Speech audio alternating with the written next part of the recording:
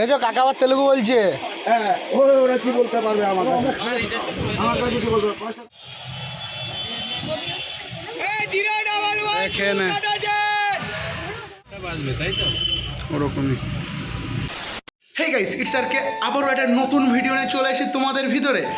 আর আর আর কোথায় যাচ্ছি আজকে কোথায় যেতে চলেছি নিশ্চয়ই দেখাবো। আর দেখানোর কি আছে, হ্যাঁ দেখানোর কি আছে, তোমরা টাইটেল থাম্বনেল থেকে নিশ্চয়ই বুঝতে পেরেছো আমি কোথায় যাচ্ছি। ব্যাঙ্গালোর টু কলকাতা, মানে আমি নিজের গ্রামে যাচ্ছি ব্যাঙ্গালোর থেকে। মন খারাপ করছে বলে আবার যাচ্ছি, আবার মানে আমি একা না, আমার সবাই ফ্যামিলি সবাই যাচ্ছে। তো চলো, রেডি হয়ে গেছি, বেরিয়ে দেখা হচ্ছে। গাড়িও চলে আসার টাইম হয়ে গেছে, ট্রেনেরও টাইম হয়ে গেছে। তো চলো বেরিয়ে দেখা হচ্ছে, সাথে থাকো, সঙ্গে থাকো আর দেখতে থাকো।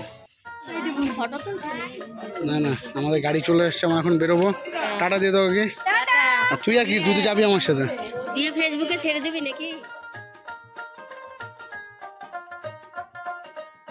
আমরা এখন বেরিয়ে গেছি। চ চ চ চ চ।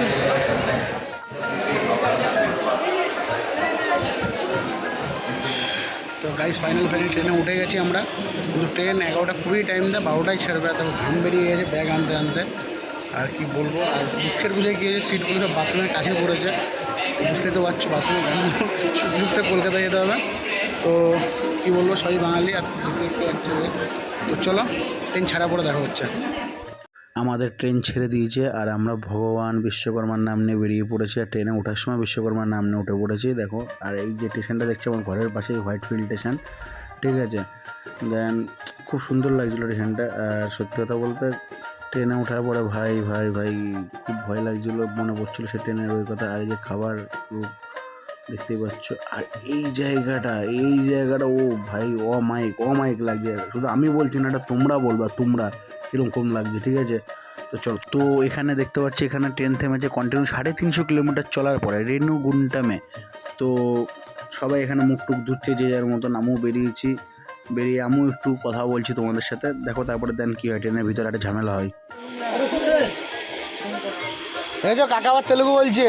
হ্যাঁ ওরা কি বলতে পারবে আমার কাছে কি বলতে পারবে? 5 টাকা নিয়ে দাদা। হ্যাঁ আমি আপনাকে বললাম তো এখানে শুয়ে শুয়ে হাওয়া খাচ্ছিলাম, মানে জানলা দিয়ে একটা সত্যি খুব সুন্দর হাওয়া আসছিল নিচে, কারণ নদী ছিল। আর নদীর থেকে যে হাওয়াটা আসছিল না ভাই, অমাইক জাস্ট।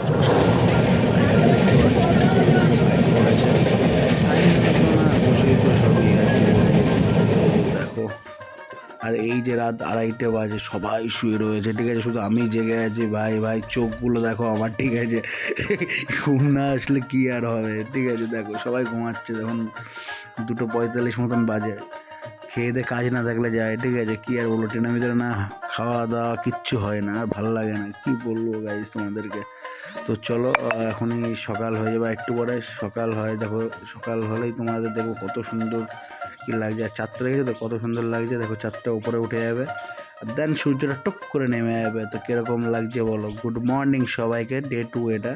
তো চলো, ব্রেকফাস্ট চলে এসছে আমাদের ভিতরে। আর খুব সুন্দর ব্রেকফাস্ট, 2 ব্রেড 2 ডিম এগুলো দিয়েছিল, স্যান্ডউইচ মতন। আর এই যে দাদাটা দেখছো, খুবই ভালো দাদা, ঠিক আছে। এই দাদার বাড়ি রানাঘাটে, রানাঘাট রথতলায় বাড়ি। আর খুব ভালো, মানে ব্যবহারও ভালো, মানে সবার সাথে কথাবার্তাও ভালো বলে। আর তো চাটা দেখো, মানে ঠান্ডা ওয়েদারে গরম চা খেতে হেভি মজা। ভাই চাটা দিয়েছে দেখে মনে হচ্ছিল কত ভালো, কিন্তু চাটা একেবারে জঘন্য একদম মুখে দেওয়ার মতন না, কি বলবো, দেখেছো একদম বেকার। তো কি বলবো। তো আমার এই যে ভাগ্নি করে রয়েছে, বলছে মা কী এলো কেমন খাবারটা, বলছে হেভি, কিন্তু আদৌ হেভি না, ঠিক আছে। মুখ টুক দেখো কিরকম করে রয়েছে, তো ঠিক আছে। তো যা হয়, বাঙালিদেরকে আর এসব খাবার চলে, তো এটাই। আর কি বলবো, দেখো ব্রেডগুলো দিয়েছে, ব্রেডের ভিতরে মাখন টাখন সস টস সবই আছে। আর এই যে উড়িষ্যায় এই যে ব্রিজটা দেখছো না, এই ব্রিজটায় পার করার পরে যে দুর্ঘটনাটা হয়েছিল না ওই সামনে, তো ওখানটায়, তো এখান থেকে সারাক্ষণ ট্রেন আসতেই যায়। আর সত্যি কথা বলতে যাওয়ার সময় আমার তো খুবই ভয় লাগছিলো, কেন আমি ওরকম ট্রেন দুর্ঘটনার পরেই প্রথম যাচ্ছি ট্রেনে করে, ঠিক আছে। এর জন্য খুবই ভয় লাগছিলো, শুধু ভগবানের নাম নিচ্ছিলাম, ঠিক আছে, জয় বিশ্বকর্মা করে।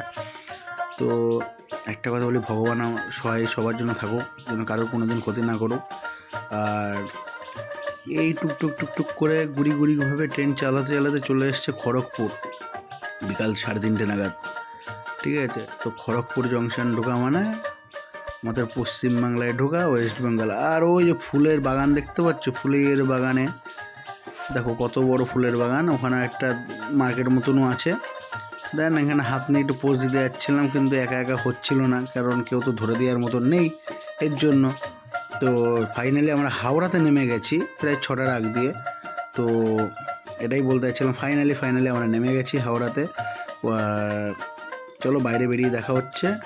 ঠিক আছে, গাড়ি আমাদের ওয়েট করছে এখানে। দেখো হাওড়া স্টেশনের পুরো ভিউটা নিয়েছি, স্টেশন থেকে শুরু করে হাওড়া ব্রিজ অবধি। কেমন লাগলো ভিউটা নিশ্চয়ই বলবা। আর দেখছো ওই হাওড়া ব্রিজ, এখানে এখনই গাড়ি আমাদের চলে আসবে। দেন আমরা উঠে বেরিয়ে পড়বো। আর বেরিয়ে পড়েছি এখানে গঙ্গার ধারে, পার্কটা খুব সুন্দর লাগছিলো। এখানে দেখো কি কেউ একটা এসেছিলো, এর জন্য পুলিশ মাঝখানে দাঁড় করে দিচ্ছিলো, জাম ক্লিয়ার করছিলো বলে, যাতে জাম না হয়। আর দেন কি বলবো, এই ভিডিওটা এখানেই শেষ করছি, এই ব্লগ ভিডিওটা। আবারও খুব তাড়াতাড়ি একটা নতুন ব্লগ ভিডিও আসবে তোমাদের ভিতরে। আশা করি এই ভিডিওটা খুবই ভালো লেগেছে তোমাদের। আর পারলে একটু সাবস্ক্রাইব করো, শেয়ার করো, লাইক করো, কমেন্ট করো, আর সাথে থাকো, সঙ্গে থাকো।